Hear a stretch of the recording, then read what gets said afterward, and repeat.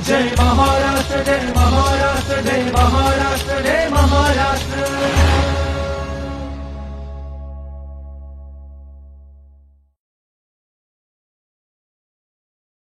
मंडळी नमस्कार, मी राजेंद्र हुंजे. माहिती व जनसंपर्क महासंचालनालय निर्मित जय महाराष्ट्र कार्यक्रमात तुमचं सगळ्यांचं स्वागत. नुकत्याच लोकसभेच्या सार्वत्रिक निवडणुका पार पडल्या आणि आता महाराष्ट्राच्या आगामी येत्या 2-3 महिन्यात विधानसभेच्या निवडणुकाही पार पडणार आहेत. त्यानिमित्तानं निवडणूक आयोगातर्फे याची सगळी तयारी ही आता सुरू झालेली आहे. मतदार याद्या बनवणं असेल, त्याचं पुनरीक्षण करणं असेल किंवा मतदार याद्यांमध्ये काही ज्या अडचणी निर्माण झालेल्या असतील गेल्या निवडणुकीच्या दरम्यानमध्ये त्यात दुरुस्ती करून तुम्हाला काही प्रश्न त्या ठिकाणी मतदान केंद्रावर गेल्यानंतर पडलेले असतील किंवा तुम्हाला काही प्रश्नांना सामोरं जावं लागलं असेल, काही अडचणींना सामोरं जावं लागलं असेल, तर या सगळ्यांमध्ये तुम्हाला कसा मार्ग काढता येईल किंवा नवमतदार जे आहेत ज्यांना पहिल्यांदा आता आपलं नाव नोंदवून घ्यायचं आहे, तर नाव नोंदणी मतदार याद्यांमध्ये जी आत्ता केली जाते नवमतदारांची, तर ती प्रक्रिया कशी पार पाडली जाते, या सगळ्या प्रश्नांविषयी आज आपल्याशी बोलण्याकरता आपण आमंत्रित केलेलं आहे अतिरिक्त मुख्य निवडणूक अधिकारी डॉक्टर किरण कुलकर्णी सरांना. सर, जय महाराष्ट्रामध्ये स्वागत. नमस्कार सर. आत्ता नुकत्याच लोकसभेच्या निवडणुका पार पडल्या आणि आता महाराष्ट्राच्या विधानसभेच्या निवडणुका येऊ घातलेल्या आहेत, तर या अनुषंगाने निवडणूक आयोगाकडून कशा पद्धतीची तयारी सुरू झालेली आहे? मतदार याद्या बनवणं असेल किंवा त्याची प्रक्रिया टप्प्याटप्प्याने पूर्ण करण्याची असेल, याच्यात आत्ता काय तयारी सुरू आहे? आपण हा उल्लेख अगदी योग्य पद्धतीनं केलेला आहे की विधानसभा निवडणुकीची तयारी सुरू झाली आहे. याचं खरं म्हणजे असं असतं की एखाद्या निवडणुकीची तयारी कधीपासून सुरू होते, तर त्याच्या आधीची निवडणूक संपली की लगेच ती तयारी सुरू होते. आणि खरं म्हणजे थोडी बॅकग्राऊंड जर सांगायची तर आपल्या राज्यघटनेच्या 324 ते 329 ही जी कलमं आहेत, या कलमांमध्ये भारतीय निवडणूक आयोगाबद्दलची ती कलमं आहेत. त्यातल्या 324व्या कलमामध्ये 2 गोष्टी फार स्पष्ट मांडलेल्या आहेत.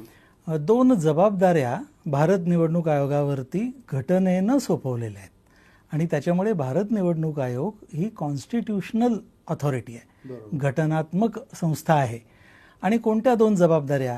तर पहिली जबाबदारी अशी की या देशातल्या विधानसभेच्या, लोकसभेच्या, विधान परिषदा आणि राज्यसभेच्या तसेच प्रेसिडेन्शियल इलेक्शन्स ही घ्यायची, म्हणजे निवडणुका कंडक्ट करणे, संचालित करणे ही एक जबाबदारी आहे. आणि दुसरी जबाबदारी ही अशी आहे की मतदार याद्या तयार करणे आणि त्या सतत अद्ययावत करत राहणे. आपल्याला कल्पना आहे की आपल्याकडे निवडणुका 5 वर्षांनी होतात, लोकसभा आणि विधानसभेच्या. बरोबर. आणि प्रत्येक सभागृहासाठी काही वेगळे वेगळे कालावधी निश्चित केलेले आहेत. पण मतदार यादीचं जे अद्ययावतीकरण आहे, अपडेशन आहे, ही मात्र कंटिन्युअस प्रोसेस आहे, सतत चालणारी अशी ती प्रक्रिया आहे. आणि त्याच्यामुळे ही प्रक्रिया सतत चालू असते. आणि म्हणून मी असं म्हणतो की एक निवडणूक संपली तरी ही प्रक्रिया चालूच राहते आणि ही प्रक्रिया पुढच्या निवडणुकीला उपयुक्त ठरते. त्यामुळे मागची निवडणूक संपली की पुढच्या निवडणुकीचे वेध लागतात, त्याची तयारी सुरू होते आणि त्याचाच भाग म्हणून मतदार यादी तयार तर असतेच, पण त्याच्यामध्ये अद्ययावतीकरण करणे, त्याच्यामध्ये दुरुस्त्या करणे, काही गोष्टी आवश्यक असतील तर त्या ॲड करणे, अशा पद्धतीचं काम हे कंटिन्युअस चालू असतं. तर आता आपल्याकडे लोकसभेच्या निवडणुका नुकत्याच संपलेल्या आहेत आणि विधानसभेच्या निवडणुका काही महिन्यातच अपेक्षित आहेत.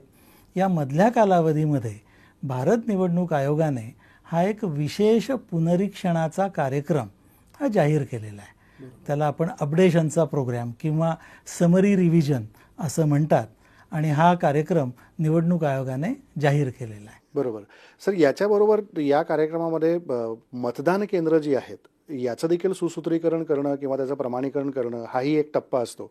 याच्यात नेमकं काय केलं जातं? एकूणच या मतदार पुनरीक्षण कार्यक्रमाचे बरेच टप्पे असतात आणि आपल्या भारत निवडणूक आयोगाने यावेळचा जो कार्यक्रम जाहीर केलेला आहे, विशेषतः महाराष्ट्रातल्या विधानसभा निवडणुकांच्या दृष्टीने हा कार्यक्रम जाहीर केला, तो त्यांनी 25 जून ते 20 ऑगस्ट या कालावधीत राबवण्यासाठी कार्यक्रम जाहीर केलेला आहे.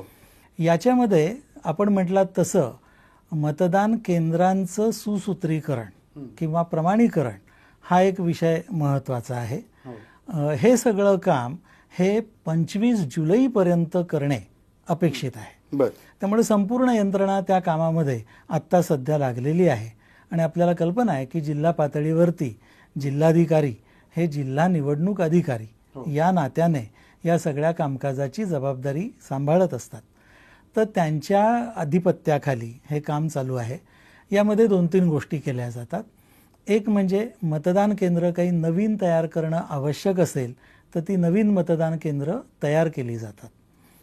नवीन मतदान केंद्र कधी तयार करावी लागतात, कधी कधी लोकसंख्या वाढते, त्याच्यामुळे मग मतदान केंद्रावरच्या मतदारांची संख्या वाढते. आयोगाचा नियम असा आहे की 1500 पेक्षा जास्त मतदार हे एका मतदान केंद्रावरती असू नयेत. त्यामुळे ज्या मतदान केंद्रांवरती त्यापेक्षा जास्त मतदार झालेले आहेत त्यांच्यासाठी नवीन मतदान केंद्र तयार करणे आणि या जुन्या मतदान केंद्रातल्या काही मतदारांची नावं या नवीन मतदान केंद्रामध्ये शिफ्ट करणे, अशा प्रकारचं हे काम असतं. या नवीन मतदान केंद्रांबरोबरच काही ठिकाणी असलेल्या मतदान केंद्रांचं विभाजन करण्याची गरज असते. ते विभाजन सुद्धा या निमित्तानं केलं जातं. मतदारांची जी संख्या आहे ही संख्या सगळ्याच मतदान केंद्रामध्ये कमी अधिक प्रमाणात सारखी असावीत असा एक प्रयत्न केला जातो. म्हणजे मी उदाहरण सांगतो तुम्हाला. तुम्ही मुंबईमध्ये मोठ्या मोठ्या शहरांमध्ये हे पाहिलं असेल की एकाच शाळेमध्ये म्हणजे एकाच लोकेशनला अगदी 4, 5, 10 अशा संख्येनं मतदान केंद्र असतात. बरोबर. आणि या मतदान केंद्रांमध्ये एका मतदान केंद्रामध्ये 1200 मतदार, दुसऱ्या मतदान केंद्रामध्ये 500 मतदार अशी पण परिस्थिती असू शकते. मग अशा ठिकाणी त्या मतदारांचं एक विभाजन करून सर्व ठिकाणी साधारणपणे सारख्या प्रमाणात असे मतदार असावेत. अन्यथा काय होईल, मतदानाच्या दिवशी जिथे मतदार जास्त आहेत अशा मतदान केंद्रावरती रांगा लागतील आणि जिथे कमी आहेत तिथे मात्र कमी लोक असल्यामुळे ते रिकामं राहील आणि मग रांगा लागल्या की मतदारांना त्रास होतो. या दृष्टीनं हे प्रमाणीकरण आणि सुसूत्रीकरण हे हाती घेतलं जातं. ही सगळी कार्यवाही 25 जुलैपर्यंत पूर्ण करून एक मतदार यादीचा, ज्याला आम्ही ड्राफ्ट रोल म्हणजे मसुदा असं म्हणतो, हा 25 जुलैला जाहीर करण्यात येईल. म्हणजे 25 जुलैला सगळ्याच राजकीय पक्षांना मतदार यादीचा हा एक नमुना हा हाती दिला जाईल. त्यांना विश्वासात घेऊन ही कार्यवाही केली जाईल. कारण आपल्याला कल्पना आहे की राजकीय पक्ष स्टेट लेव्हलचे, नॅशनल लेव्हलचे नोंदणीकृत आहेत, मान्यताप्राप्त आहेत. त्यामुळं त्यांना विश्वासात घेऊन मतदान केंद्र तयार करण्याची ही प्रक्रिया ही केली जाते आणि 25 जुलैला त्या नवीन मतदान केंद्रांसह ही मतदार यादी ड्राफ्ट स्वरूपामध्ये, मसुदा स्वरूपामध्ये जाहीर केल्या जाते. आता ही जाहीर केलेली जी यादी आहे ही 25 जुलै ते 9 ऑगस्ट या 14 दिवसाच्या काळात त्या ड्राफ्ट रोलवरती, मसुद्यावरती क्लेम्स आणि ऑब्जेक्शन्स मागवलेले आहेत. म्हणजे काय, तर एखाद्या मतदाराने ती यादी बघून त्याला असं वाटलं की माझ्या नावापुढे जी नोंद आहे, माझ्या नावामध्ये काहीतरी चूक झालेली आहे, माझ्या पत्त्यामध्ये चूक झालेली आहे किंवा आणखी काही तपशील मला टाकायचा आहे, याच्याबद्दलचं ऑब्जेक्शन त्याला नोंदवता येईल.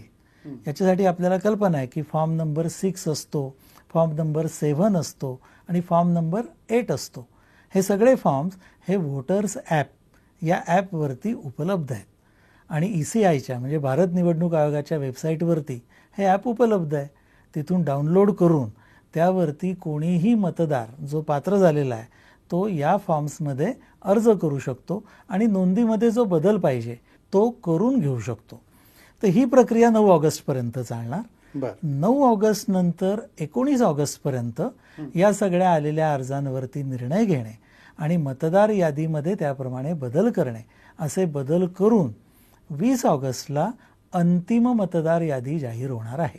आणि म्हणून 25 जून ते 20 ऑगस्ट असा वेगवेगळ्या टप्प्यांमध्ये हा कार्यक्रम आखलेला आहे. आता 20 ऑगस्टला अंतिम मतदार यादी झाल्यानंतर सुद्धा ज्यांना नावं नोंदवायची आहेत त्यांना नावं नोंदवता येतील, कारण ती कंटिन्युअस प्रोसेस आहे. Updation is a continuous process. आणि जेव्हा निवडणुका जाहीर होतील तेव्हा नॉमिनेशनच्या म्हणजे कॅन्डिडेट्सनी जे काही नामनिर्देशन पत्र दाखल करायचं असतं ते दाखल करण्याच्या शेवटच्या दिवसाच्या 10 दिवस आधी हा जो रोल आहे, ही जी मतदार यादी आहे, ही फ्रीज केली जाईल. म्हणजे तिथपर्यंत आलेले अर्जच फक्त विचारात घेतले जातील आणि त्या दिवशी फ्रीज झालेल्या यादीप्रमाणे आपल्या विधानसभेची निवडणूक ही पार पाडण्यात येणार आहे. असं सगळं नियोजन याच्या पाठीमागे आहे. वा, म्हणजे खूपच छान आणि विस्तृत तुम्ही सगळ्यांना समजेल याच्यात सांगितलं किंवा हे टप्पे कसे असतात, अंतिम यादी तयार कशी होते आणि त्याहूनही पुढे जर अजून वाटलं कोणाला की बाबा माझं नाव नोंदवायचं राहिलं आणि ते मी नाव नोंदवलं तर मी उमेदवार अर्ज भरण्याच्या दिवसापर्यंत माझं नाव पात्र होऊ शकतं आणि मी मतदार म्हणून मतदान करू शकतो. पण सर बऱ्याचदा असं होतं की कोणताही नागरिक देशातला किंवा आपलं महाराष्ट्रात पुरतं बोलूया तर महाराष्ट्रात त्याचं नाव असतं यादीमध्ये, तर बऱ्याचदा नावामध्ये काही त्रुटी राहिल्यामुळं किंवा काही अडचण निर्माण झाल्यामुळं यादीतनं नाव पुढे जातं मागे जातं, त्याला ते नाव सापडत नाही. या मतदान केंद्रावर कोण म्हणतं तिकडे आहे, कोण म्हणतं त्या मतदान केंद्रावर आहे. तर अशा वेळेला या सगळ्या याच्यातनं तो कदाचित तो मतदार वंचित राहतो मतदानापासून किंवा त्याला तो नाहक त्रास झाल्यामुळे तो म्हणतो नाही करायचं मतदान, मी आता परत घरी जातो. तर त्याच्यात त्यांनी काय काळजी घेतली पाहिजे आणि तिथे जाऊन त्यांनी कसं तपासलं पाहिजे? फार योग्य प्रश्न विचारलात आणि कळीचा प्रश्न विचारलात. कारण तुम्हाला सांगतो, आमच्या असं लक्षात आलं आहे की कित्येकदा काय होतं, आपले जे मतदार असतात ते मतदानाच्या दिवशी त्यांना याची जाणीव होते की आपण मतदान करायचं आहे आणि आपलं नाव मागच्या वेळच्या यादीमध्ये होतं आणि त्यामुळे मागच्या वेळेस आपण जिथे मतदान केलेलं आहे त्या मतदान केंद्रावरती ते तातडीनं पोहोचतात आणि तिथं गेल्यावर त्यांच्या लक्षात येतं की अरे आपलं नाव तर मतदार यादीत नाही आहे आणि मग ते त्याच्याबद्दलची कुरकूर सुरू करतात. तर आम्ही आमच्या कार्यालयातर्फे सुद्धा आणि आयोगातर्फे सुद्धा हा प्रयत्न ठेवला की लोकांना हे कळवायचं. आम्ही त्याच्यासाठी जाहिराती दिल्या, काही जनजागृतीचे उपक्रम राबवले की तुमचं नाव मतदार यादीत आहे की नाही हे बघण्याचा दिवस कोणता, तर तो दिवस आज हा आहे. मतदानाचा दिवस हा तो दिवस नाही. बरोबर. त्यामुळे जेव्हा तुम्हाला लक्षात येईल तेव्हा आधी तुम्ही ते नाव तपासा. कसं तपासायचं? अगदी सोपं. वोटर्स ॲपमध्ये जायचं, ते ॲप स्टोअरवरती अवेलेबल आहे. त्याचबरोबर मी सांगितलं तसं भारत निवडणूक आयोगाच्या वेबसाईटवरती सुद्धा ते ॲप अवेलेबल आहे. ते डाउनलोड करा. डाउनलोड केल्यानंतर आपलं नाव टाका, आपला विधानसभा मतदारसंघ टाका. त्याच्यामध्ये काही फील्ड्स आहेत, ते तुम्ही भरले की तुमचं नाव कुठल्या मतदान केंद्रावर आहे ते त्याच्यावरती डिस्प्ले होईल. तुमचा क्रमांक डिस्प्ले होईल, तुम्हाला मतदान केंद्र कळेल. म्हणजे आपलं नाव आहे की नाही हे आधी चेक करा. आता नाव जर नाही असं लक्षात आलं तर मग काय करायला पाहिजे? तर त्याच्यासाठीच हा पुनरीक्षण कार्यक्रम आहे. म्हणजे तिची ड्राफ्ट रोल पब्लिश होईल 25 जुलैला. तो चेक करा, त्याच्यामध्ये आपलं नाव आहे की नाही ते तपासा. त्यात नसला तर आपला क्लेम दाखल करा. त्याच्यासाठीची मुदत 9 ऑगस्ट आहे आणि काही कारणामुळे 9 ऑगस्टपर्यंत नाही झालं तरी 20 ऑगस्ट नंतर सुद्धा तुम्हाला ते करता येईल, कारण ते कंटिन्युअस अपडेशन आहे. म्हणजे नॉमिनेशनच्या प्रोसेसपर्यंत पुढच्या निवडणुकीच्या तुम्हाला तुमचं नाव ॲड करता येईल. ते कसं ॲड करायचं, त्याच्यासाठी कुठे जायचं, कुणाला भेटायचं, हे सुद्धा आता सोपं आहे. वोटर्स ॲपवरती याच्यासाठी फॉर्म्स दिलेले आहेत. तुम्हाला जर नव्याने तुमचं नाव दाखल करायचं आहे तर फॉर्म नंबर 6 भरा. तुम्हाला जर तुमच्या पत्त्यामध्ये काही बदल करायचा आहे तर फॉर्म नंबर 8 भरा. ही सगळी माहिती तिथे आहे. तो फॉर्म तुम्हाला भरता येईल आणि तो तुम्ही फॉर्म भरल्यानंतर तो ऑनलाईन सबमिट केल्यानंतर त्याची स्क्रुटिनी होईल आणि त्याच्यावरती पुढच्या 8 ते 10 दिवसामध्ये निर्णय घेतला जाईल आणि तुमचं नाव समाविष्ट केलं जाईल. ते समाविष्ट नाव झालं की नाही हे सुद्धा परत तुम्ही चेक करू शकता. ते सुद्धा वोटर्स ॲपवरती अवेलेबल आहे. मुख्य मुद्दा हा आहे की कोण एलिजिबल आहे. तर या पुनरीक्षण कार्यक्रमासाठी म्हणून 1 जुलै ही एलिजिबिलिटी डेट आहे, म्हणजे पात्रता दिनांक आहे. याबद्दल थोडंसं मला वाटतं बॅकग्राऊंड सांगितली तर तुम्हाला इंटरेस्टिंग वाटेल. मागच्या वर्षीपर्यंत आपल्या देशाच्या मतदार यादीची जी क्वालिफाईंग डेट होती, क्वालिफाईंग डेट म्हणजे काय ते सुद्धा स्पष्ट करायला पाहिजे. क्वालिफाईंग डेट म्हणजे ज्या डेटला त्या मतदाराची वयाची 18 वर्ष पूर्ण होत आहेत असा दिनांक. हा दिनांक दरवर्षीचा 1 जानेवारी हा दिनांक असायचा गेल्या वर्षीपर्यंत. त्यामुळे 1 जानेवारीला ज्यांनी 18 वर्ष पूर्ण केलेली आहेत त्यांची मतदार यादी तयार व्हायची. तो भारताचा नागरिक असला पाहिजे आणि तो 18 वर्षाचा असला पाहिजे क्वालिफाईंग डेटला. या 2 अटी पूर्ण केल्या की त्याचं नाव मतदार यादीमध्ये यायला तो पात्र झाला. आणि म्हणूनच दर वर्षाच्या साधारण नोव्हेंबर ते जानेवारी या काळात हा पुनरीक्षण कार्यक्रम राबवला जातो. पण गेल्या वर्षी आपल्या भारत निवडणूक आयोगाने याच्यामध्ये थोडासा बदल केला आणि तो अतिशय चांगला बदल केला आहे. अच्छा. म्हणजे मला असं वाटतं की ती एक बेस्ट प्रॅक्टिस आहे. तो बदल असा केला की पूर्वी फक्त 1 जानेवारीची डेट हीच क्वालिफाईंग डेट होती. आता निवडणूक आयोगाने असं जाहीर केलं की 1 जानेवारी, 1 एप्रिल, त्याच्यानंतर 1 जुलै, अच्छा, आणि त्याच्यानंतरची एक डेट, अशा दर 3 महिन्यांनी ही क्वालिफाईंग डेट येते. म्हणजे याचा अर्थ असा की क्वालिफाईंग डेटला तुमची 18 वर्ष पूर्ण होत असतील तर तुम्ही अर्ज करू शकता. आता ज्याची 18 वर्ष पूर्ण झाली आहेत तोच अर्ज करू शकेल असा याचा अर्थ होतो. हो. पण यातही भारत निवडणूक आयोगाने एक कन्सेशन दिलं आहे. ॲडव्हान्स ॲप्लिकेशन पण करता येतो. म्हणजे असं पण सांगता येतं की या 1 जुलैला मी 18 वर्षाचा होतो आहे तर मला तुम्ही मतदार यादीमध्ये 1 जुलैला माझं नाव समाविष्ट करा, असा अर्ज पण करता येतो. तर या पुनरीक्षण कार्यक्रमासाठी 1 जुलै ही क्वालिफाईंग डेट आहे. 1 जुलैला ज्यांचे 18 वर्ष पूर्ण होत आहेत, झालेली आहेत, त्या सगळ्यांनी अर्ज करायला हरकत नाही. त्यांनी फॉर्म नंबर 6 भरायला पाहिजे. म्हणजे जे नव मतदार आहेत, नव युवक आहेत, त्यांनी ही गोष्ट लक्षात ठेवायला पाहिजे. त्याच्यासाठी त्यांनी अर्ज करायला पाहिजे. हा अर्ज केल्यानंतर आपलं नाव मतदार यादीत चेक करायला पाहिजे. त्यामुळे मतदानाच्या दिवशी आधी यादी चेक करा, आपलं मतदान केंद्र कोणतं आहे, आपला सिरियल नंबर कोणता आहे हे बघून घ्या आणि त्याप्रमाणे त्या मतदान केंद्रावरती जा. मग असा गोंधळ होणारच नाही ना की मी या मतदान केंद्रावरती गेलो आणि माझं नाव दुसऱ्याच मतदान केंद्रावरती होतं. हा गोंधळ व्हायचं काही कारणच नाही. तुमचं नाव एकतर असेल किंवा नसेल, आणि नसलं ते तुम्ही आधी चेक केलेलं असलं तुम्ही फॉर्म नंबर 6 भरून तुमचं नाव ॲड करू शकता. म्हणजे प्रश्नच राहत नाही. या पद्धतीनं मला वाटतं जर काम केलं तर कुठल्याही मतदाराला काहीही अडचण येणार नाही, येत नाही. इतकी ही सिस्टीम फुलप्रूफ आहे. मुद्दा असा आहे की मतदारांनी ही त्यांची जबाबदारी ही ओळखायला पाहिजे. म्हणजे आपण असं नेहमी म्हणतो की मतदान हे सुजाण नागरिकाचं कर्तव्य आहे आणि ते त्याने बजावायला पाहिजे. पण ते बजावण्यासाठीची ही प्री कंडिशन आहे. या आधीच्या गोष्टीसुद्धा तेवढ्याच जबाबदारीनं त्याने करायला पाहिजे. आपण त्या जबाबदाऱ्या पार पाडायच्या नाहीत आणि मतदानाच्या दिवशी माझं नाव नाही म्हणून आरडाओरडा करायचा, हे मला असं वाटतं हे सुजाण लोकशाहीतल्या सुजाण मतदाराचं काही लक्षण नाही. तर ही काळजी मतदारांनी घ्यावी, जे घेणं अगदी सहज शक्य आहे. आणि आता टेक्नॉलॉजी, तंत्रज्ञान हातात उपलब्ध आहे. व्होटर्स ॲपमुळे इतकं सोपं झालंय.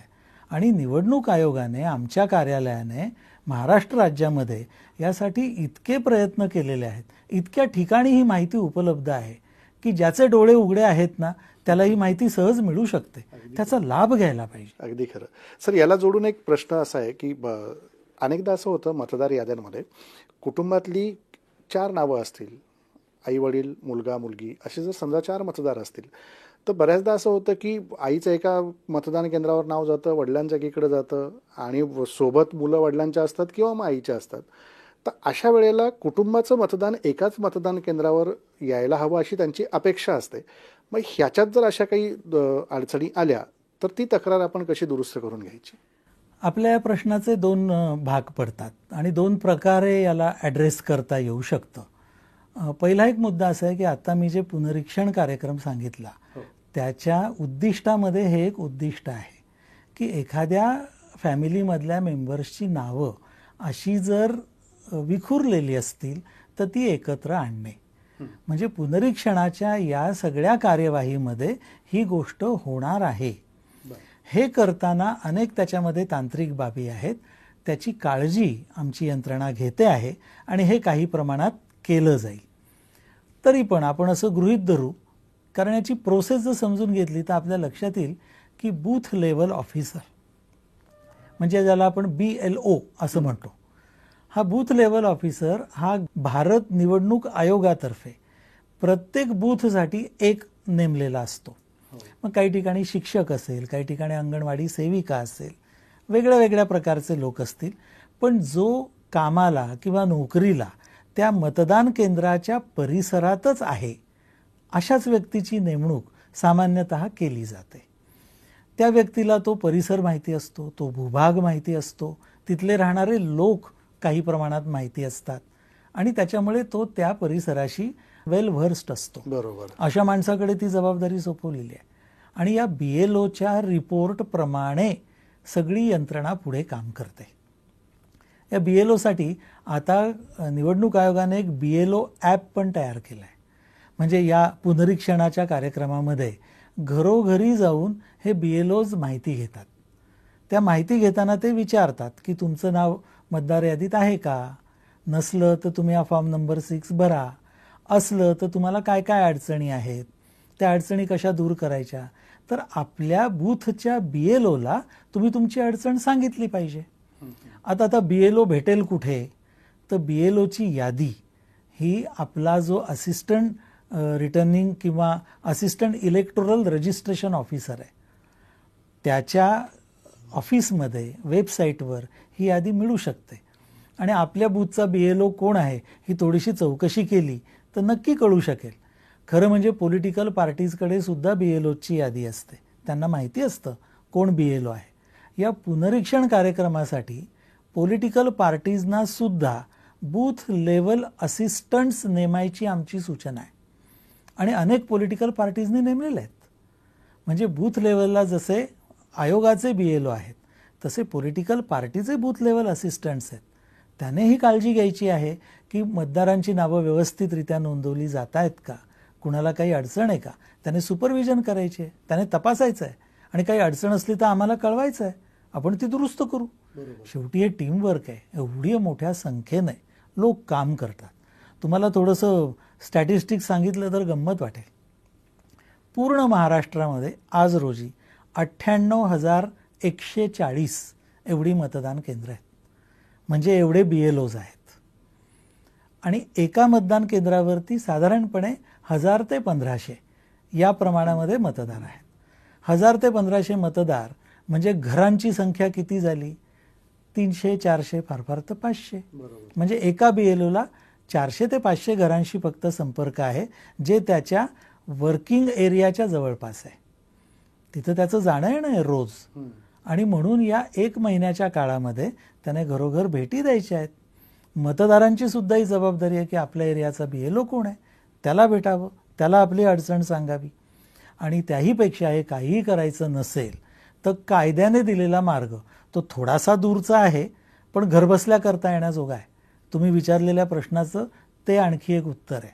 ते असं की ज्या मतदान केंद्रामध्ये आपलं नाव आहे त्या फॅमिली मेंबरने त्या मतदान केंद्रातून आपलं नाव डिलीट करून घ्यावं फॉर्म नंबर 7 भरून. फॉर्म नंबर 7 भरला तर नाव डिलिशनची प्रक्रिया होते. आपलं नाव डिलीट करून घ्यावं आणि तिकडे फॉर्म नंबर 7 भरल्यावर जिथे नाव पाहिजे आहे तिथे फॉर्म नंबर 6 भरावा. त्याचं नाव तिथे ऍड होईल. अधिक सोपं आहे. अधिक सोपं आहे. हे करता येणं शक्य आहे पण ते मतदाराला करावं लागेल. हो, त्याला इंटरेस्ट घ्यावा लागेल. म्हणजे नंतर या गोष्टीबद्दल आरडाओरडा करण्यापेक्षा हे करणं त्याच्या हातात आहे. हो. आणि यंत्रणेला सहकार्य केलं तर मला वाटतं काहीच अवघड नाही. तर अशा प्रकारचे अनेक प्रश्न या पुनरीक्षण कार्यक्रमामध्ये चांगल्या पद्धतीनं सहभाग नागरिकांनी घेतला, राजकीय पक्षांनी घेतला तर आपले अनेक प्रश्न मिटू शकतात. मतदानाच्या दिवशी ज्या काही अडचणी तयार होतात, तक्रारी केल्या जातात, कित्येकदा चॅनेल्सवरती त्या बातम्यांनी चॅनेलचा वेळ वाया जातो असंच म्हणावं लागेल. कारण ही काळजी आधी घेतली तर ते तसं घडलंच नसतं. बरोबर आहे. तो जाणार नाही आणि मग आपण खरोखरच एका चांगल्या लोकशाहीचे सदस्य आहोत हे सिद्ध होईल. आणि म्हणून ही मतदारांनी सुद्धा हे सगळी प्रक्रिया नीट समजून घ्यावी आणि त्यामध्ये सहभाग घ्यावा असं मला वाटतं. अगदी खरं आहे की याच्यात प्रत्येक मतदारांनी जर स्वतःचा आपला एक पुढाकार घेतला आणि त्याच्यात मला येणाऱ्या अडचणी आपल्याकडे उपलब्ध असलेल्या तंत्रज्ञानानुसार सोडवण्याचा प्रयत्न केला तर जसं सर म्हणाले त्याप्रमाणे अधिक सहजतेने तुम्हाला या सगळ्या प्रश्नांची उत्तरं घर बसल्या मिळू शकतात. त्यात फार आपण BLO पर्यंत जाण्याची आवश्यकता नाहीये, किंबहुना त्याहून पुढची अडचण आली तर सरांनी दुसराही मार्ग सांगितलाय, तर तेवढं फक्त अवलंब आपण केला तर निश्चित आपले प्रश्न सुटू शकतात. पण सर, इतकी सगळी छान माहिती तुम्ही सांगितली, पण याच्या पुढे जाऊन या लोकांना अधिक सजग करण्याकरता आपण जनजागृतीचा एक कार्यक्रम राबवतो, तर तो कशा कशा माध्यमातून आपण त्यांच्यापर्यंत पोहोचण्याचा प्रयत्न करतो, कोणकोणती अवधी आहेत आपण ते वापरतो? जनजागृतीसाठी खूप वेगवेगळ्या प्रकारे आमचे प्रयत्न चालू आहेत. लोकांपर्यंत पोहोचणं हे आता एकूणच माध्यमांचा ज्या पद्धतीने खूप मोठ्या संख्येने वावर आणि वापर झालेला आहे, त्याच्यामुळे एकीकडे सोपं पण झालं आहे आणि दुसरीकडे ते अवघड पण झालं आहे. सोपं अशासाठी झालं आहे की पटकन पोचता येतं. म्हणजे सोशल मीडियामार्फत आपण आपल्या मतदारांपर्यंत चटकन पोहोचू शकतो. मेसेज फटकन अनेक लोकांपर्यंत जाऊ शकतो. अशी अनेक माध्यमं आमच्या हाताशी आहेत आणि त्यांचा आम्ही अतिशय परिणामकारक असा वापर पण करतो आहोत.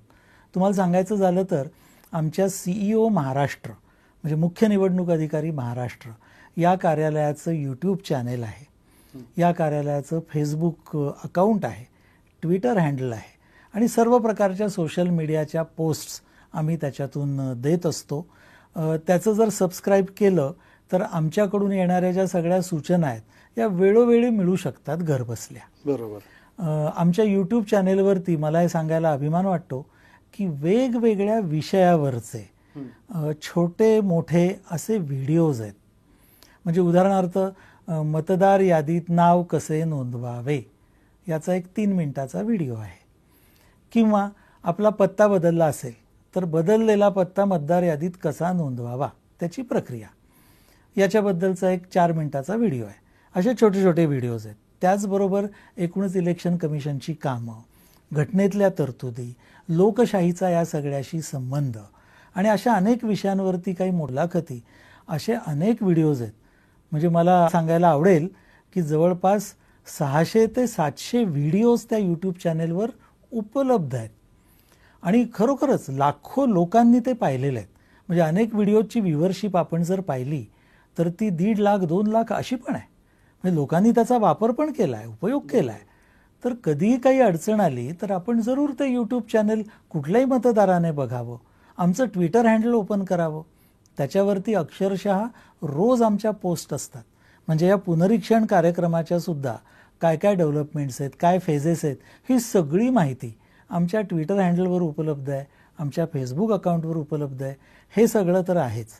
हे झालं स्टेट लेव्हलला. बरोबर. या व्यतिरिक्त जिल्हा पातळीवरती जिल्हाधिकाऱ्यांच्या नेतृत्वाखाली अनेक गट आहेत. काही सांस्कृतिक उपक्रम आहेत, काही पथनाट्य आहेत, काही कॉलेजेसमधले कार्यक्रम आहेत, उपक्रम आहेत, काही वेगळ्या वेगळ्या संस्थांना, संघटनांना हाताशी धरून करण्यात आलेले कार्यक्रम आहेत आणि त्याच्यामार्फत मग बाकी पोस्टर्स, बॅनर्स, वेगवेगळ्या प्रकारची होर्डिंग्ज, असे सगळे माध्यमं आम्ही वापरतो आहोत.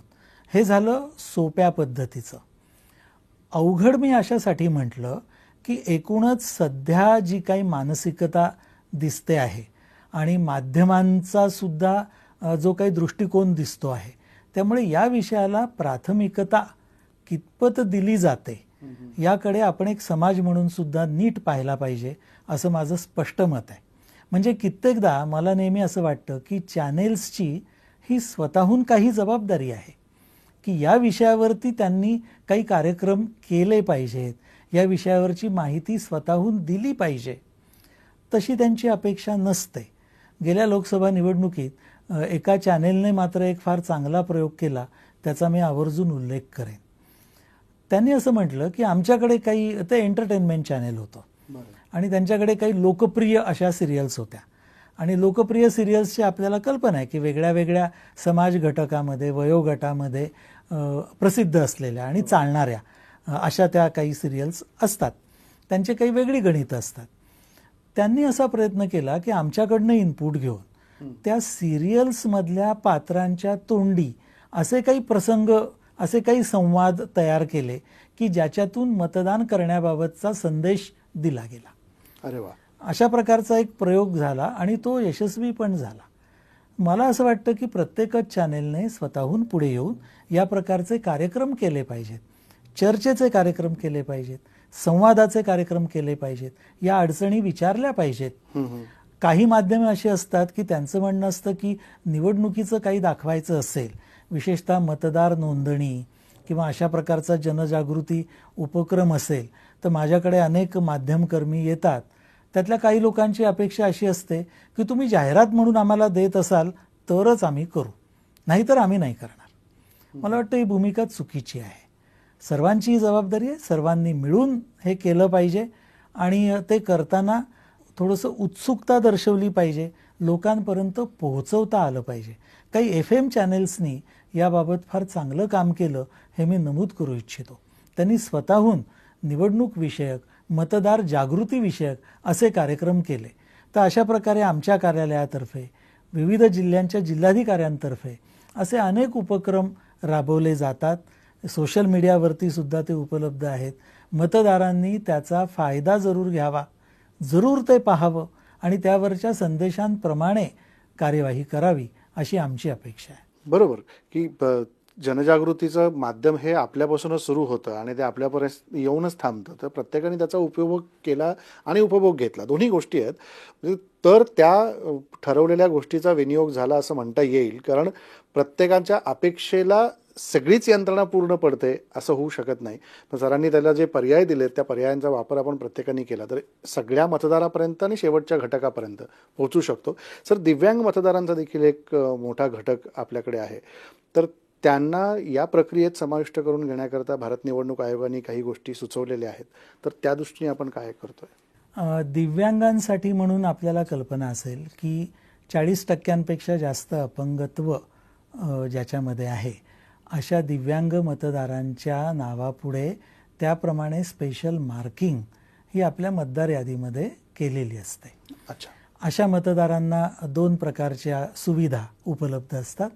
एक म्हणजे मतदान केंद्रात जाण्या आणि येण्यासाठीची त्यांची व्यवस्था, मतदान केंद्रावरती सुद्धा व्हीलचेअर किंवा इतर त्यांना जी मदत लागेल ती मदत. इव्हन आमचे जे मतदारासाठी म्हणून जे काही माहितीपत्रकं जातात निवडणूक आयोगातर्फे, ती माहितीपत्रकं आम्ही ब्रेलमध्ये सुद्धा छापतो. बरं. अंध मतदाराला मदतनीस नेण्याची मुभा निवडणूक आयोगाने दिली आहे. हे झालं मतदान केंद्रावरचं. पण आता जो पुनरीक्षण कार्यक्रम चाललेला आहे आणि मतदार यादीचं जे काही अद्ययावतीकरण असतं त्यामध्ये आपल्याला कल्पना आहे की एक सक्षम ॲप या नावाचं ॲप भारत निवडणूक आयोगाचं आहे आणि या ॲपवरती रजिस्ट्रेशन केलं की मतदानाबद्दलच्या सगळ्या ज्या सुविधा आहेत त्या दिव्यांग मतदाराला मिळू शकतात. या सक्षम ॲपवरनं त्याला फॉर्म नंबर 6, फॉर्म नंबर 7, 8 हे सुद्धा भरता येतात. ही फॅसिलिटी दिलेली आहे.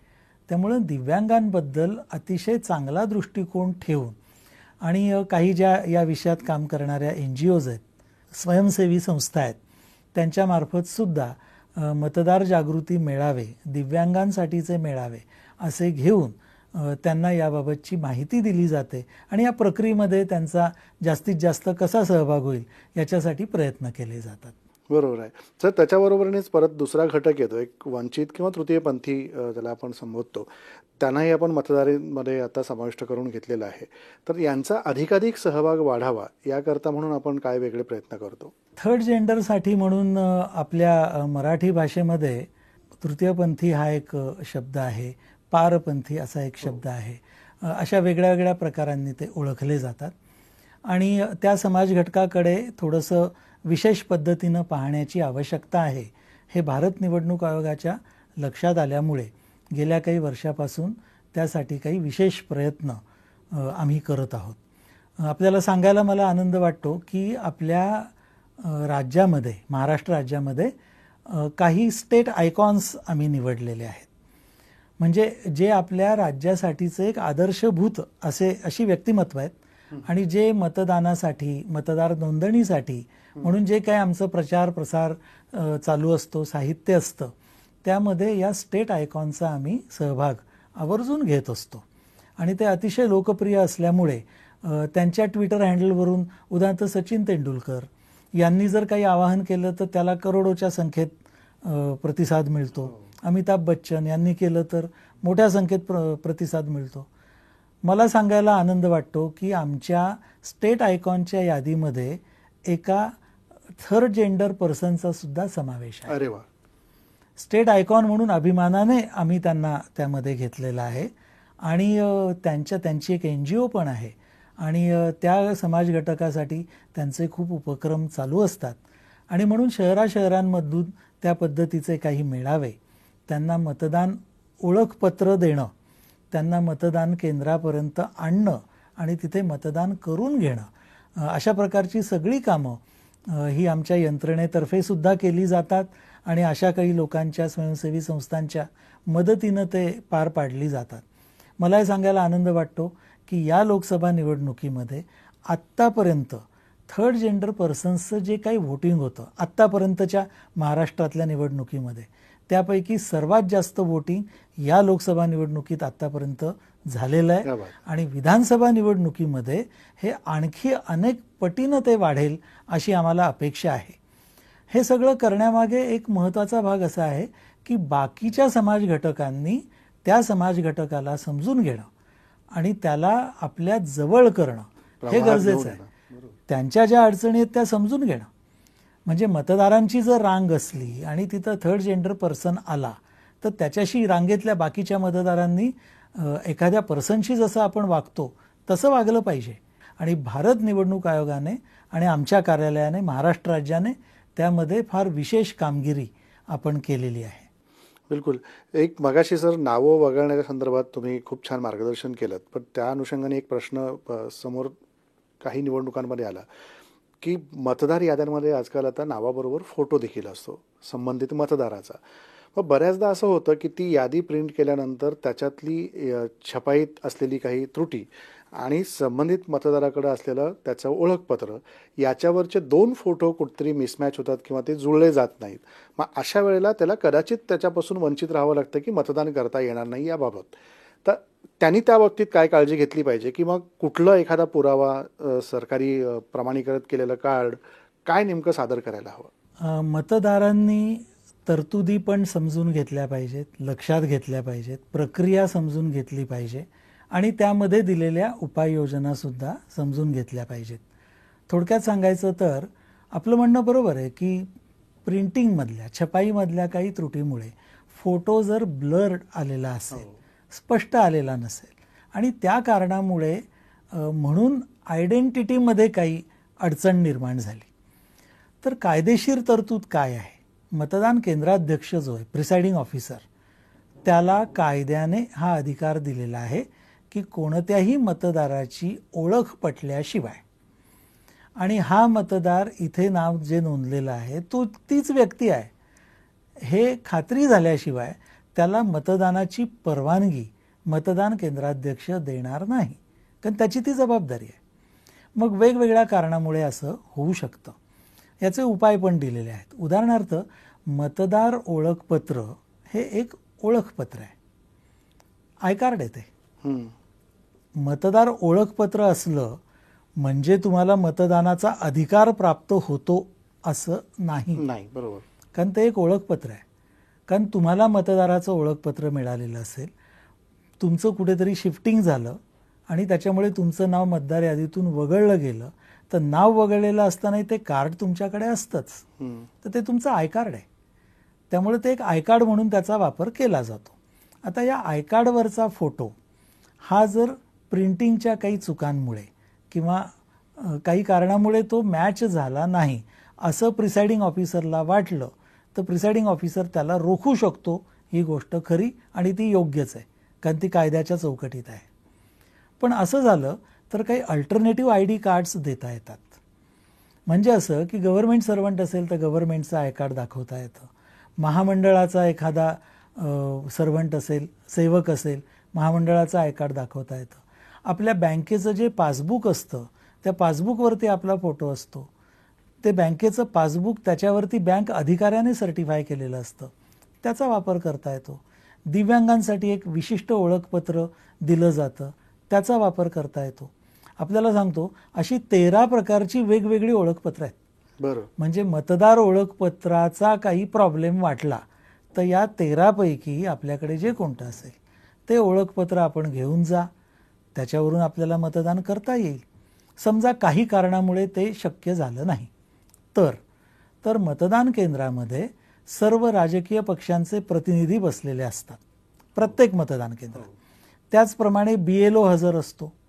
आपल्या BLOशी जर तुमचा संपर्क असला आणि BLOला माहिती असेल की या परिसरात राहणारी ही व्यक्ती आहे, मी रोज पाहतो आणि हा जेन्युइन वोटर आहे, मतदार यादीत ज्याचं नाव आहे तो हाच व्यक्ती आहे, हे जर BLOने सांगितलं तर त्याला प्रिसाइडिंग ऑफिसरला विश्वास ठेवायला ते पुरेसं आहे.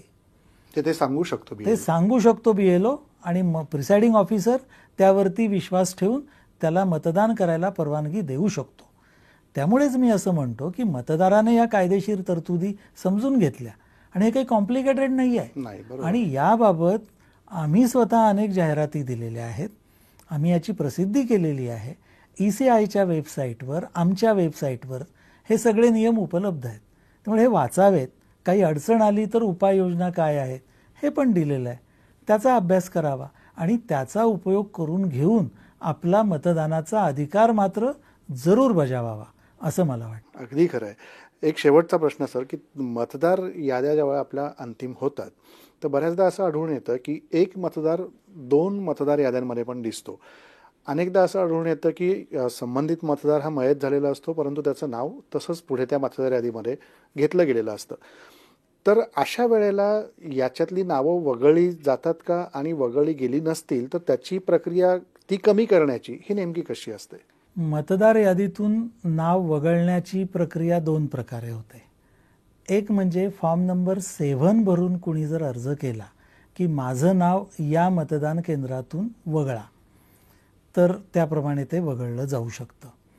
दुसरा प्रकार म्हणजे BLOचा सर्व्हे. विशेषतः आता पुनरीक्षण कार्यक्रमात जो हाऊस टू हाऊस सर्व्हे होतो आहे त्या हाऊस टू हाऊस सर्व्हेमधून या गोष्टी समोर येतात. तसंच काही स्थानिक स्वराज्य संस्थांकडे जे काही डेथ रेकॉर्ड असतं त्याच्यातनंही काही माहिती मिळू शकते. या सगळ्या प्रकारातून, ज्याला आपण समरी इन्क्वायरी म्हणतो, त्याप्रमाणे इन्क्वायरी करून याप्रमाणे BLO प्रपोजल देतो की अमुक ही व्यक्ती ही मयत झालेली असल्यामुळे, मग ती मयत झाली आहे, कुणा घरच्यांकडून कळलं असेल, आजूबाजूच्यांकडून कळलं असेल, त्याचा काही पुरावा मिळाला असेल तर तो तसं रिपोर्ट करतो. तो रिपोर्ट आल्यावर इलेक्टोरल रजिस्ट्रेशन ऑफिसर हा त्या व्यक्तीच्या नावाने एक सूचना काढतो, नोटीस काढतो. जाहीर नोटीस असते ती. त्याच्यामध्ये असं म्हणावं लागतं की या व्यक्ती मयत झाल्याबद्दल त्याचं नाव वगळण्यात यावं अशी माहिती प्राप्त झालेली आहे. याबद्दल कुणाला काही दुसरं सांगायचं आहे का हे सांगावं.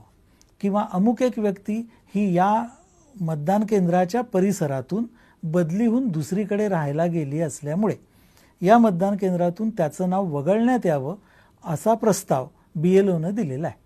याच्याबद्दल कुणाचं काही ऑब्जेक्शन आहे का, कुणाचं काही म्हणणं आहे का, अशी सूचना प्रसिद्ध केली जाते. त्याला 7 दिवसाचा कालावधी असतो. बरोबर. कुठे देतात ही सूचना ते फार गमतीशीर आहे बरं का.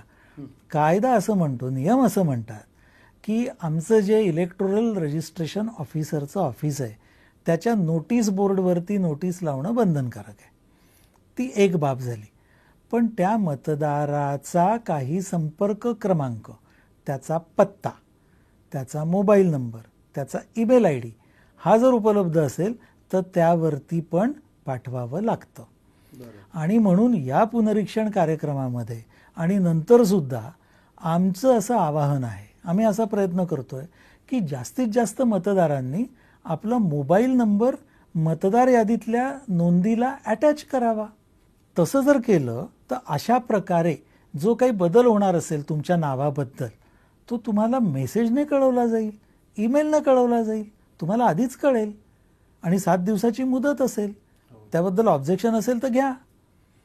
पण आपल्याकडे अनेकांनी मोबाईल नंबर अटॅच केलेला नाही. आता या पुनरीक्षण कार्यक्रमामध्ये मी सांगतो तसं 25 जुलै ते 9 ऑगस्ट या काळात किंवा 20 ऑगस्ट नंतर कधीही आपण जर मोबाईल नंबर अटॅच करण्यासाठी फॉर्म नंबर 8 भरला तर मोबाईल नंबर अटॅच होईल सहजी आणि मग त्या मोबाईल नंबरवर ही माहिती मिळू शकेल. हे वगळण्याची ही स्पेसिफिक तरतूद आहे.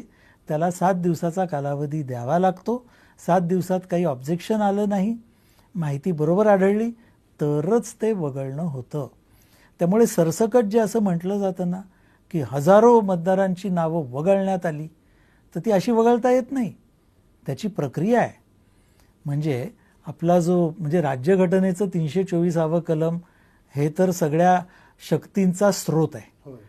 पण representation of people's act 1950, representation of people's act 1951 आणि इलेक्टोरल रजिस्ट्रेशन रूल्स 1961 याच्यामध्ये या सगळ्या तरतुदी विस्ताराने वर्णन केलेल्या आहेत. त्या पद्धतीनंच ते कामकाज करावं लागतं आणि त्या पद्धतीनंच ते कामकाज होत असतं. त्याच्यामध्ये काही अडचण आली, काही चूक झाली तर ती दुरुस्त कशी करायची याची पण प्रोसिजर ठरलेली आहे. त्या मतदाराने ते जर वेळेत निदर्शनाला आणलं तर चुकीची दुरुस्ती होऊ शकते. इतकं ते खरं म्हणजे सोपं आहे. पण मतदारांनी हे समजून घ्यायला पाहिजे. यंत्रणेनं सुद्धा जास्तीत जास्त मतदारांपर्यंत पोहोचवायला पाहिजे. ही फक्त यंत्रणेची जबाबदारी नाही, फक्त मतदारांची जबाबदारी नाही, हे आपल्या सगळ्यांचं मिळून काम आहे. ही लोकशाही आहे. ही लोकशाही पुढे नेण्यासाठी ही व्यवस्था आपल्या राज्यघटनेनं तयार केलेली आहे. आपण सगळे मिळून ती योग्य पद्धतीनं पुढे नेऊयात तर हे होईल. त्यामुळे माझं सगळ्या मतदारांना नेहमी हेच सांगणं असतं की समजून घ्या आणि प्रक्रियेनुसार कामकाज करा. सर, आणखी एक महत्त्वाचा प्रश्न की मोठ्या मोठ्या शहरांमध्ये जसं मुंबई, पुणे, नाशिक, नागपूर अशी जी मोठी शहरं आहेत, तर या शहरांमध्ये आता बऱ्याच मोठ्या मोठ्या गृहनिर्माण संस्था तयार झालेल्या आहेत. तर तिथे एखादं मतदान केंद्र देणं किंवा उपलब्ध करून देणं अशी काही प्रक्रिया आपण राबवतो का? कारण मागच्या निवडणुकीमध्ये त्याच्या प्रकारची घोषणाही झालेली होती. भारत निवडणूक आयोगाने या बाबतीत एक फार चांगली सूचना या बाबतीत केलेली आहे. आपण म्हणताय तसं मागच्या निवडणुकीत याची सुरुवात झाली आणि आता या सध्याच्या मतदार पुनरीक्षण कार्यक्रमामध्ये आम्ही जे मतदान केंद्रांचं सुसूत्रीकरण आणि प्रमाणीकरण करतोय त्याच्यामध्ये या मुद्द्याचा समावेश आहे. याच्यासाठी ज्या गृहनिर्माण संस्था आहेत आणि जिथे एक 800 ते 1000 पर्यंत मतदार आहेत अशा गृहनिर्माण संस्थांनी जर विनंती केली तर आम्ही आणि काही ठिकाणी स्वतःहून सुद्धा आम्ही तिथे मतदान केंद्र उभारणीचा प्रस्ताव तयार करतो आणि आयोगाची परवानगी मिळाल्यानंतर त्या गृहनिर्माण संस्थेमध्येच हायराईज बिल्डिंग असू शकते किंवा एक गृहरचना संस्था असू शकते किंवा 3-4 गृहनिर्माण संस्था मिळून 800 ते 1000 मतदार होत असतील तर त्यासाठीची एखादी जागा असू शकते. तिथं त्या मतदारांसाठी म्हणजे अक्षरशः त्यांच्या घराजवळच हे मतदान केंद्र हे आपण उपलब्ध करून देण्याचा हा प्रयत्न आहे. आणि याच्यासाठी मला हे सांगायला आनंद वाटतो की आमच्या कार्यालयाने राज्य पातळीवरती एका जाहिरातीद्वारे एक लिंकसुद्धा पब्लिश केलेली आहे. त्या लिंकमध्ये जर गृहनिर्माण संस्थेने आपली माहिती दिली तर आम्ही त्या संबंधित जिल्हाधिकाऱ्यांना पाठवतो आणि त्या जिल्हाधिकाऱ्यांची टीम तिथे जाऊन त्या गृहनिर्माण संस्थेमध्ये मतदान केंद्र उभं करण्याची जी काही प्रक्रिया आहे ती सुरू करते. आपल्याला लक्षात आलं असेल की आत्ता जी काही मसुदा मतदार यादी तयार होईल त्या मसुदा मतदार यादीमध्येच अशा प्रकारच्या या गृहनिर्माण संस्थांमधल्या मतदान केंद्रांचा समावेश केला जाईल आणि मसुद्यामध्ये तो जाहीर केला जाईल आणि या पुढच्या काळामध्ये ते मतदान केंद्र एक कायमस्वरूपी मतदान केंद्र अशा पद्धतीचं गृहीत धरून तिथं सगळ्या मतदानासाठीच्या सुविधा आणि मतदारांना ज्या काही फॅसिलिटीज आम्ही देत असतो त्या सगळ्या पुरवल्या जातील. ती एक नवीन मला तर इनोव्हेटिव्ह वाटते ही आयडिया, कारण वोटिंग पर्सेंटेज वाढण्यासाठी त्याचा खूप चांगला उपयोग होईल आणि आपल्या घराजवळच असल्यामुळे लोकांना अगदी सहजी त्या मतदान केंद्रात जाऊन मतदानाचा हक्क बजावता येईल. खूप धन्यवाद सर. तुम्ही इतकी सविस्तर आणि छान माहिती, म्हणजे मनात परत कोणाचा प्रश्न पडणार नाहीत इतकं सविस्तरपणे त्यांना समजावून सांगितलं. शेवटी सर, जाता जाता कार्यक्रमात मतदारांना आपण काय संदेश द्याल की याच्यातनं तुम्हाला काय करायचं आहे आणि निवडणूक आयोगाच्या पद्धतीने मतदाराला आपला हक्क चुकू नये म्हणून सजग कसं राहायचं आहे, अगदी थोडक्यात? मतदारांना माझं असं आवाहन आहे की आता जो मतदार यादी पुनरीक्षण कार्यक्रम हा सुरू झालेला आहे, 25 जुलै रोजी त्याची मसुदा मतदार यादी ही जाहीर होईल.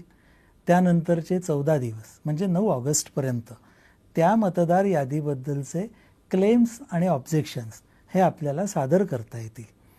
20 ऑगस्टला अंतिम मतदार यादी जाहीर होईल.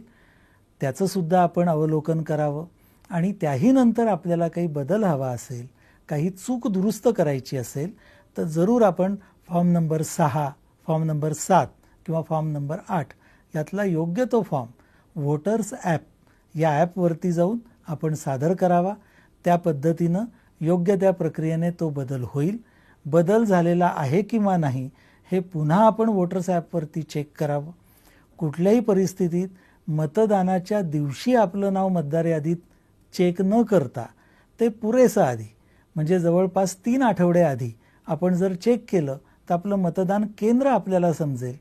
त्या मतदान केंद्रावरती जाऊन आपला सिरियल नंबर सांगून आपण योग्य त्या पद्धतीने मतदानाचा हक्क जरूर बजावावा आणि या सगळ्या प्रक्रियेमध्ये यंत्रणेला सहकार्य करावं असं माझं आवाहन राहील. मंडळी, आपण बघितलं की आता येऊ घातलेल्या विधानसभेच्या निवडणुकीसाठी जर तुम्हाला तुमच्या मतदानाचा हक्क बजावायचा असेल, आपलं कर्तव्य लोकशाहीच्या या प्रक्रियेमध्ये पार पाडायचं असेल तर निश्चितपणे या सगळ्या टप्प्यांनी तुम्हाला मतदार होता येतं. मतदार असाल आणि त्यात काही त्रुटी आणि अडचणी निर्माण झाल्या असतील तर त्याचं निरासन होऊ शकतं, त्याच्या शंकेचं निरसन तिथे केलं जाऊ शकतं. आणि सगळ्यात महत्त्वाचं म्हणजे प्रत्येक वेळेला अमुक एका अधिकाऱ्यालाच भेटलं तर माझी शंका दूर होऊ शकते किंवा माझी त्रुटी दूर होऊ शकते या आपल्या अंदाजात राहण्यापेक्षा आपण आपल्याजवळ असलेल्या तंत्रज्ञानाचा उपयोग करून घेऊन, जसं सरांनी सांगितलं की अनेक ॲप्स उपलब्ध आहेत, ECIची वेबसाईट म्हणजे भारत निवडणूक आयोगाची वेबसाईट उपलब्ध आहे, तिथे जाऊन देखील आपण आपले प्रश्न मांडू शकतो आणि आपल्या प्रश्नांना उत्तरं मिळू शकतात. त्यामुळं वेळ कुठलाही गेलेला नाही, वेळ आपल्याबरोबरच असतो आणि कर्तव्य आपल्यालाच पार पाडायचं असतं. त्यामुळे प्रक्रियेत सहभागी व्हा आणि मतदार म्हणून आपल्या मतदानाचा हक्क बजावायला अजिबात विसरू नका. सर, या कार्यक्रमात आलात आणि छान माहिती दिली त्याबद्दल आपले मनापासून आभार. आज इथंच थांबूया, पुन्हा भेटूया नव्या पाहुण्यासह आणि नव्या विषयासह. तोपर्यंत मी आपला निरोप घेतो. नमस्कार. नमस्कार. जय महाराष्ट्र, जय महाराष्ट्र, जय महाराष्ट्र, जय महाराष्ट्र.